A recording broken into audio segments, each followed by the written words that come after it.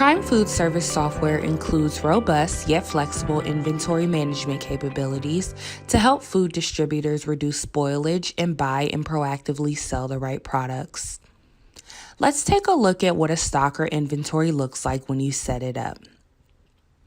On my item screen, I get a list of what's there. For example, I'll do a quick search on 80/20 beef. You'll notice that anytime I do a search in the system, whether it's for a product or a customer invoice number, it does a fuzzy logic search rather than a straight text search function. Much like a Google search, I don't have to type in this order to have the system understand what I'm searching for. I could have typed 2080 and it still would find the 80/20 beef that I want. This beef happens to be a catch weight item, so I have it flagged as such. The catch weight unit is pounds and the stocking unit is cases, so I have my standard translation from cases to pounds set. However, for this particular item, I can break the case and sell it as units as well as pounds. You can see that there are 10 units per case and my expected weight is 8 pounds per unit. There is a multiplier available if you want to do an upcharge for a broken case. A lot of the information related to costing and pricing is tracked here.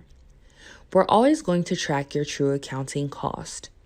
This is what's going to post your general ledger. It's the average cost of the product, or it could be a FICO basis, and it would include your accounting landed cost.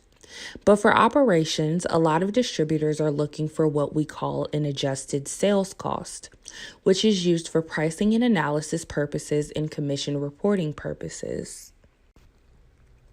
There are a lot of different ways that we've seen adjusted sales cost calculated. It could be based on a market cost. If you're dealing with dairy, for example, and many products every week, you may want to upload a new market cost. It may not be related to my actual cost or APO, but we want to base everything off market cost this week.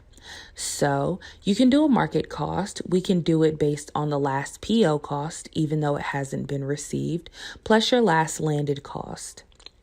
Some companies use average cost, which is their true accounting cost.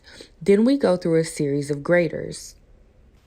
So we may have a market price, but if my last cost was higher than market, I probably want to use my last cost. Essentially, it's a combination of decision trees to determine the best cost to use.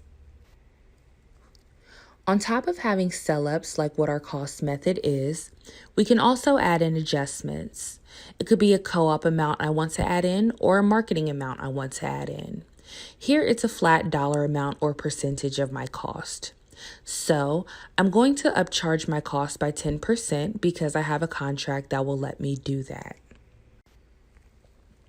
Here, we have a listing of costs, including my last PO cost, my average, and min and max cost. Also on the inventory, I can track the vendors I purchased this from. I have one default vendor here, so I can keep their product name or product ID as a cross-reference. I can also have my vendor's ID number here along with additional information.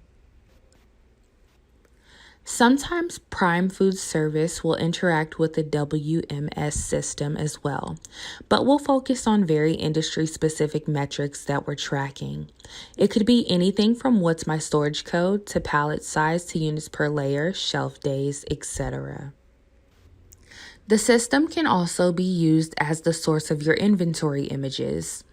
If you have a website and you want to have a central source for all of your pictures, you can have them store the pictures and they'd be accessed through what's called the Web Service API. Ultimately, Prime Foodservice gives you the ability to capture all of the information about each item in your inventory in a single place. To learn more about inventory management and Prime Foodservice software, contact us today.